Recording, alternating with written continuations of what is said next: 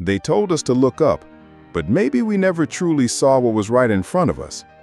Space, not just the stars above us, but the silence between, the pause before breath, the void in which all creation begins, has always been the unsung stage where everything unfolds. Yet, in a world addicted to noise and movement, space feels like absence, emptiness, a lack. But what if it's the opposite? What if space is the one thing holding it all together? Let's rewind. Think about music. What gives melody its rhythm, its emotion, its soul? It's not just the notes, it's the silence between them, the pause that builds anticipation, the space that allows the sound to echo, resonate, and mean something. In every great song, space is the invisible force that shapes the beauty of sound. Now, zoom out. Take a look at the cosmos. Our planet floats not in crowded corridors, but in the vast, black openness of the universe. That emptiness is not just nothing. It's where gravity weaves its laws, where stars are born and galaxies swirl.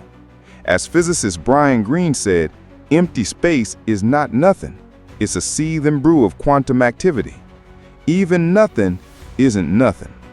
Let's bring it closer to home. Relationships, conversations, life. Have you noticed how the most meaningful moments often emerge in the quiet? After the laughter fades, before the answer is spoken, during the stillness of a sunrise when the world hasn't fully woken. In those unscripted seconds, we're most honest, most human. Space lets us feel. Space lets us heal. But here's the plot twist. We've been shrinking our space, digitally, emotionally, physically. We fill every second with scrolls, swipes, alerts.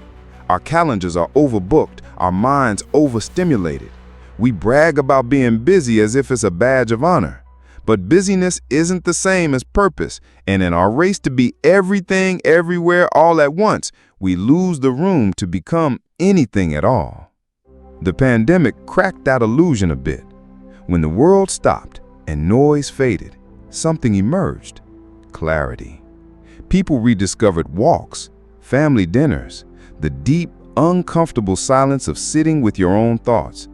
It was in that uncomfortable space that many found creativity, renewal, or even themselves. Here's a wild fact.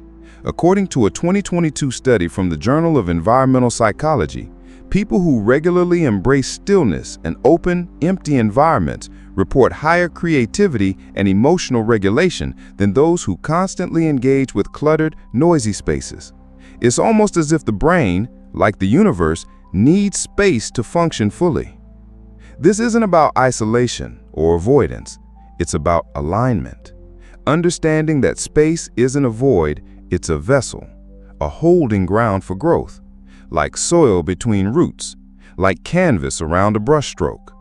When we give space to others, to ourselves, to life, we allow complexity, we allow nuance, we allow depth.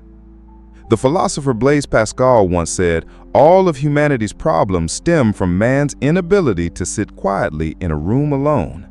Perhaps he was on to something. Perhaps the secret to clarity, connection, and even peace lies not in adding more, but in subtracting, in allowing. So, here's the question. What are you crowding out?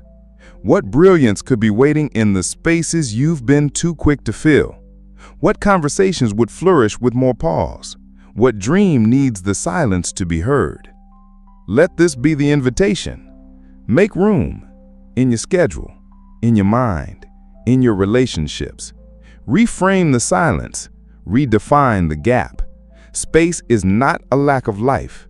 It's the soil in which life takes root. It's where momentum is born, where vision begins. We don't need to chase more. We need to choose better. And often, choosing better means choosing space.